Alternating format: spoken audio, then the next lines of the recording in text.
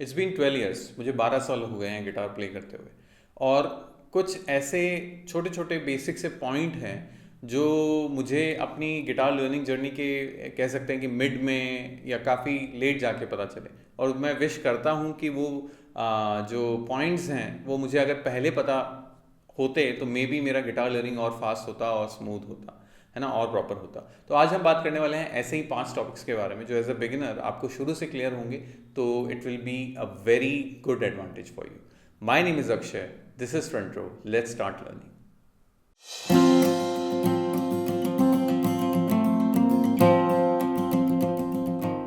पहला point is dynamics. क्या आपने सुना है डायनामिक्स के बारे में? डायनामिक्स क्या होता है? डायनामिक्स है आपके बजाने का इंटेंसिटी। आप जब भी गिटार प्ले कर रहे हैं तो किस चीज़ को कितना लाउड प्ले करना है या किसको कितना सॉफ्ट प्ले करना है। एज ए बिगिनर मैंने कभी इस पॉइंट पे ध्यान नहीं दिया, ना ही मुझे किसी ने टोका। और after very substantial amount of time I got to know that my playing is too hard. मैं बहुत ज़ोर से हिट करता हूँ, ठीक है। तो फिर मुझे बहुत मेहनत करनी पड़ी उस चीज़ को सही करने में कि मैं जब प्ले करूँ तो it should not always be hard. देखिए ये टोटली डिपेंड करता है आपके सराउंडिंग्स पे। अगर मैं अपने रूम में बैठ के प्रैक्टिस कर रहा हूँ और कोई गाना है जिसकी एनर्जी बहुत हाई है तो maybe I can do that, है ना। लेकिन फॉर एग्जाम्पल अगर हम बहुत ही लाइक मानिए 2-3 फ्रेंड्स के बीच में बैठे हैं या 2-3 लोगों के बीच में बैठे हैं और हम एक सॉफ्ट सा गाना प्ले कर रहे हैं और उसमें अगर हम हार्ड प्लेइंग करेंगे तो ये जस्टिफाई नहीं कर पाएगा। तो डायनामिक्स बहुत इंपॉर्टेंट है। किस चीज़ को कितना लाउड प्ले करना है या किस चीज़ को कितना सॉफ्ट प्ले करना है, इसको इसका ऑब्जर्वेशन रखना बहुत ज़रूरी है, इसको दिमाग में रखना बहुत ज़रूरी है। तो प्लीज़ अपना भी जो आपका प्लेइंग डायनामिक है प्लीज़ उसको क्लियर कीजिए, रिकॉर्ड कीजिए खुद को और नोटिस कीजिए कि am I playing too loud और am I playing too soft. कई स्टूडेंट्स के साथ ये होता है बिकॉज हम लोग रूम में बैठ के प्रैक्टिस करते हैं अकेले, है ना, तो उस टाइम पिन ड्रॉप साइलेंस होती है तो हमें ज़रूरत ही नहीं पड़ती कि हाँ आराम से होता है। फिर जैसे ही क्लासरूम में आके बजाते हैं तो आवाज़ ही नहीं आ रही होती है, बाकी जनों को चुप कराना पड़ता है कि सर एक बार मैं बजा रहा हूँ बाकी जनों को चुप। तो इसलिए आई एम टेलिंग यू कि try to figure out your dynamic कि आप कैसा प्ले करते हैं and you should be able to change that. आपका फिक्स नहीं होना चाहिए कि मैं सॉफ्ट ही प्ले कर सकता हूँ या हार्ड ही प्ले कर सकता हूँ।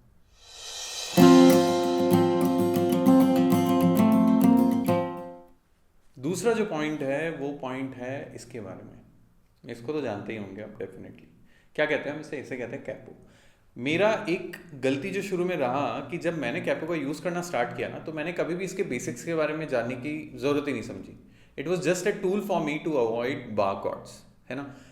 तो उससे क्या हुआ कि एक तो मैं कभी बार कॉर्ड पे प्रॉपर ध्यान नहीं दे पाया, मेरे बार कॉर्ड उतने क्लियर नहीं हो पाए टाइमली, और मुझे ये अंदाज़ा ही नहीं था कि कैपो को अगर मैं सही से यूज़ करूँ तो मैं अपना स्केल चेंज कर सकता हूँ किसी भी गाने का, है ना, और इजी कॉर्ड्स में वो गाना प्ले कर सकता हूँ। But I never like this thing never occur to me कि अच्छा this is how how this work, है ना, इसके पीछे का थियोरी क्या है, how you change scales with that. तो आई वुड स्ट्रांगली रिकमेंड कि अगर आप कैपो यूज़ कर रहे हैं and you are just using it because किसी गाने में या किसी पर्टिकुलर लेसन के थ्रू आपने देख लिया कि अच्छा कैपो लग के गाना प्ले होता है, बहुत सारे लेसन्स में हमें दिखाते हैं कैपो लगाना है, तो बस इन्होंने बोल दिया तीसरे पे लगाना है तो लगा लिया। यू शुड नो कि तीसरे पे कैपो लगा है तो क्यों लगा है ना। अगर हमने थर्ड पे कैपो लगाया और हम ई माइनर शेप प्ले कर रहे हैं तो वो टेक्निकली जो है जी माइनर कॉर्ड ही प्ले हो रहा है। कैपो जो है वो आपका बार का ही काम कर रहा है एक तरीके से। तो ऐसे कुछ बेसिक्स हैं जो आपको कैपो के बारे में पता होना चाहिए और उसको ध्यान में रखकर अगर आप कैपो यूज़ कर रहे हैं तो इट इज़ गुड, है ना, क्योंकि यू नो अबाउट इट। ऐसा नहीं है कि बस ठीक है हमने किसी वीडियो में देख लिया कि थर्ड पे लगा दिया तो थर्ड पे लगा दिया। यू शुड नो कि why we are using capo. Is it only because कि हमें कॉर्ड्स ईजी करने हैं, और इज़ इट ओनली बिकॉज क्योंकि जो ओरिजिनल गाना जो भी हम प्ले कर रहे हैं उसमें सही में कैपो लगाया गया है, what is the reason behind it? So go for that reason.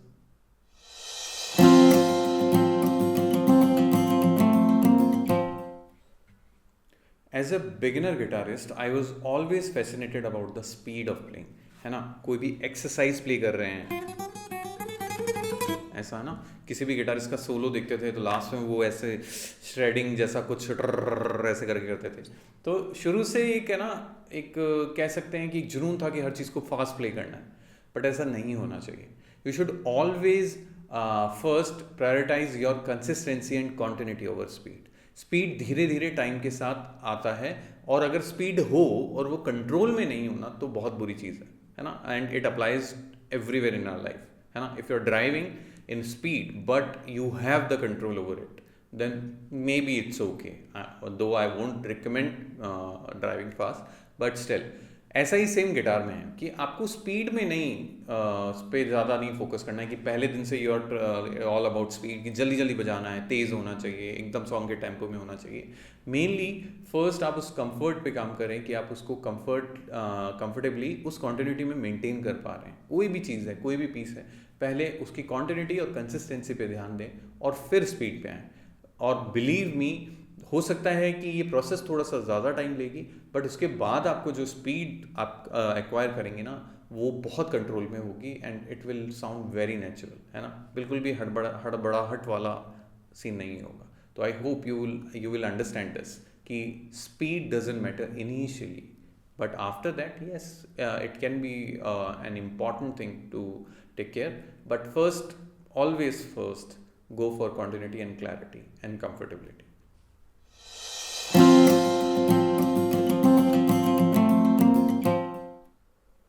If I am being honest, ये जो चीज़ है, ये जो पॉइंट है, ये मैंने नहीं गलती की थी, बट बहुत सारे स्टूडेंट्स ऐसे आते हैं जिन्होंने पहले गिटार सीखना स्टार्ट किया खुद से और उनके साथ ये प्रॉब्लम आई. होता क्या है कि अभी पिछले 2-3-4 सालों में YouTube के कारण ही आई वुड से कि फिंगर स्टाइल गिटार प्लेइंग का बहुत ज़्यादा क्रेज बढ़ा है, which I totally understand because it sound so cool. But अगर आपको ये क्लैरिटी होनी चाहिए कि जो फिंगर स्टाइल प्लेइंग है, that is a different kind of playing altogether, है ना. एक चीज़ होती है क्लासिकल गिटार, है ना, nylon string guitar. Do you know कि जो नायलॉन स्ट्रिंग का गिटार है वो सिर्फ मोस्टली हमें फिंगर से ही प्ले करना चाहिए, उसके लिए प्रॉपर नेल्स बढ़ाए जाते हैं. तो जो finger style of playing guitar है ना, ये जो आई है proper classical, western classical music से, इटालियन म्यूजिक, स्पेनिश म्यूजिक, उसमें ये बहुत ज़्यादा यूज़ में होते थे. और यही चीज़ें यूज़ की जाती थी कि classical guitar, nylon string guitar use किया जाता था और उसको प्रॉपरली सारे फिंगर्स का यूज़ करके एक्सटेंसिवली प्ले किया जाता था. अब हुआ क्या, because of the modern music लोगों ने उसको अपने हिसाब से हाइब्रिड करने का ट्राई किया, लेटेस्ट गानों पे अप्लाई किया, तो वो बहुत अच्छा उसका रिजल्ट आया. तो उसकी वजह से होता क्या है कि जो भी लोग उससे इन्फ्लुएंस होते हैं वो हाथ से ही बजाना चालू कर देते हैं विदाउट नोइंग द बेसिक्स. कि भाई अगर एक तो ये होता है कि आपको बहुत क्लियर है कि you want to play the classic nylon string guitar, you know, ये जितने भी संगा जंग हुए या फिर I am forgetting the name, I am sorry, but America's got talent में भी वो आए थे. तो एक गिटारिस्ट हैं जो बहुत यंग एज के हैं. तो ये सब लोग जो हैं ये बहुत छोटी एज से क्लासिकल गिटार सीख रहे हैं, क्लासिकल नायलॉन स्ट्रिंग गिटार बजा रहे हैं सालों से. तो इसलिए वो बहुत एफिशिएंटली इस गिटार पे भी वो चीज़ कर लेते हैं, है ना. बट मैं बहुत बार नोटिस करता हूँ कि स्टूडेंट्स क्या होता है कि उनको कोई नॉलेज नहीं होता और उन्होंने कभी पिक नहीं यूज़ की होती. Why? Because they have seen those video जिसमें पिक के बिना ही बजा रहे हैं. तो वो स्ट्रमिंग भी है ना, ऐसा ही इस टाइप से स्ट्रमिंग करते हैं, कुछ भी चल जाता है, ठीक है, कॉर्ड पे साउंड आ रहा है. But I don't like that and I hope and I wish कि एज अ बिगिनर आपको ये बताने वाला कोई हो कि अगर आपको नहीं पता है कि फिंगर स्टाइल प्लेइंग एक डिफरेंट काइंड ऑफ प्लेइंग है जो आप इस गिटार पे भी प्ले कर सकते हैं, नॉर्मल गिटार पे भी प्ले कर सकते हैं. But I would strongly recommend, जो ये मैं मेरे स्टूडेंट्स के साथ भी करता हूँ, कि आपको हमेशा पहले पिक यूज़ करना आना चाहिए. अगर आपको पिक यूज़ करना आता है, आप अपना लेफ्ट हैंड अच्छे से कंट्रोल कर पाते हैं, आप अच्छे से एक्सरसाइजेस प्ले कर पाते हैं, कॉर्ड्स प्ले कर पाते हैं, बार कॉर्ड्स प्ले कर पाते हैं, उसके बाद अगर आप इस गिटार पे भी फिंगर स्टाइल प्लेइंग स्टार्ट करेंगे तो you will get it, no worries.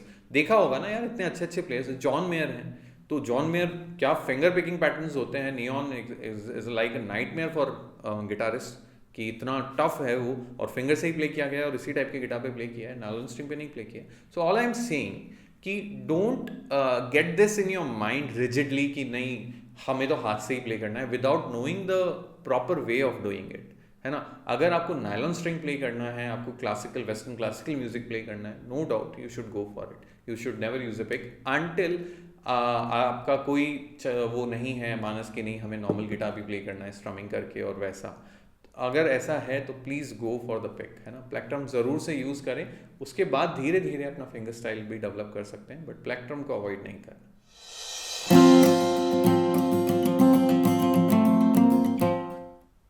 जब भी कोई गाना प्ले करते हैं और कोई कॉर्ड हम देखते हैं, उसका डायग्राम देखते हैं, तो you should always consider the muted strings also. मैंने बहुत बार नोटिस किया है कि जो बिगिनर्स होते हैं या स्टूडेंट्स होते हैं शुरू में, जैसे फॉर एग्जांपल हमने डी प्ले करना है, तो होता क्या है कि वो डी में पूरे 6 स्ट्रिंग बजाते रहते हैं, ठीक है। तो as you can see, as you can hear, it's a very messy sound. Why? Because there are 2 strings, 2 sounds जो इस कॉर्ड के साथ बिलोंग नहीं करते हैं, and because you are playing all the 6 strings, it won't sound that good जो आपने जहाँ से भी सीखा है। अगर आप इसकी जगह सिर्फ 4 स्ट्रिंग प्ले करेंगे, it will make more sense. तो always keep this in your mind कि मोस्टली ओपन कॉर्ड्स में ऐसा होगा, जैसे ई माइनर में पूरे 6 बजते हैं, जी में 6 बजते हैं, बट सी कॉर्ड जो है उसमें 5वां स्ट्रिंग नहीं बजाना होता, छठा सिर्फ 5 स्ट्रिंग, छठा स्ट्रिंग नहीं बजाना होता, 5 स्ट्रिंग बजेंगे लाइक दिस, ठीक है। ऐसे ही ए माइनर जो कॉर्ड हुआ उसमें भी छठा स्ट्रिंग नहीं बजाना है, 5 ही बजाना है, ठीक है। तो ये छोटी छोटी जो बातें हैं, इस प्रिसीजन पे, कॉर्ड प्रिसीजन पे अगर आप ध्यान देंगे कि कौन सा स्ट्रिंग म्यूट रहना चाहिए, कौन सा ओपन आना चाहिए, नहीं आना चाहिए, तो आपकी प्लेइंग में काफ़ी हद तक वो क्लैरिटी सुनाई देने लगेगी जो आप चाह रहे हैं, जिस भी चीज़ को आप फॉलो कर रहे हैं, जिस भी गिटार्स को आप फॉलो कर रहे हैं, you will be able to get that sound. So I hope it will help.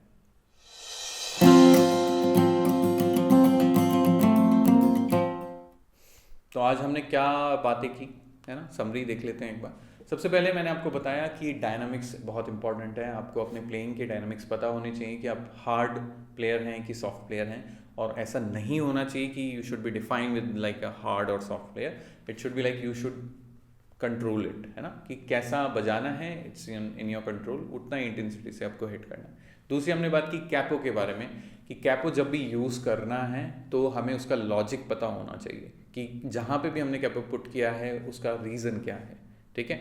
Number 3 हमने बात की थी स्पीड के बारे में, कि स्पीड ज़रूरी है पर बहुत ज़रूरी नहीं है, और स्पेशली जब आप स्टार्ट ही कर रहे हैं तो don't even think about speed, mainly work on consistency and continuity. Number 4 जो थोड़ा सा क्या कहते हैं, मेरे लिए सेंटी टॉपिक है, is not using the pick. I would always recommend कि ठीक है, अच्छी बात है आप फिंगर स्टाइल प्ले करना चाहते हैं, but first try to learn to play with the pick. ये बहुत इंपॉर्टेंट है and it can make a huge difference in your playing. Okay, last and final हमने बात की कॉर्ड प्रिसीजन के बारे में, कि जो भी कॉर्ड आप प्ले कर रहे हैं, स्पेशली ओपन कॉर्ड्स, तो उसमें ध्यान रखिए कि कौन सा स्ट्रिंग बजना चाहिए, कौन सा म्यूट है, कौन सा ओपन है, तो वो अगर क्लैरिटी रहेगी तो आप अच्छे से प्ले कर पाएंगे, ठीक है। तो आई होप कि ये सारे पॉइंट्स जानकर आपको एक क्लैरिटी आई होगी रिगार्डिंग योर प्ले।